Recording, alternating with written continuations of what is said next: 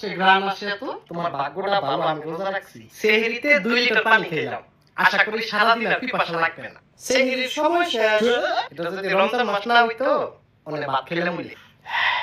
রোজাদার, একজন রোজাদারকে যদি তুমি একটু কষ্ট দাও, লাল বাতি জ্বলাই দিবে। হালিম, যাই নামাজটা পড়ে আসি। রোজাদারকে কষ্ট দিয়ে কথা বললা, আমাকে রাতে আর পাবা না, রাতে তারাবি আছে। হুজুর, তো রোজা তো 50% কাটাও। রোজাদারে ধমক দিল, রমজান মাসে আমারে জাউর মিলিকা ডাকবি না। মাত্র জোহরের আযান দিল আর 5 ঘন্টা পরে ইফতারি। রমজান মাস তো ধৈর্যের মাস, তাই না? রোজাদারের সাথে ফেসায়া কথা বলবা না। রোজাটা রাখছি দেখে কইতাছি না। এই কারণ তো বিদাও যত সব আলুর সব।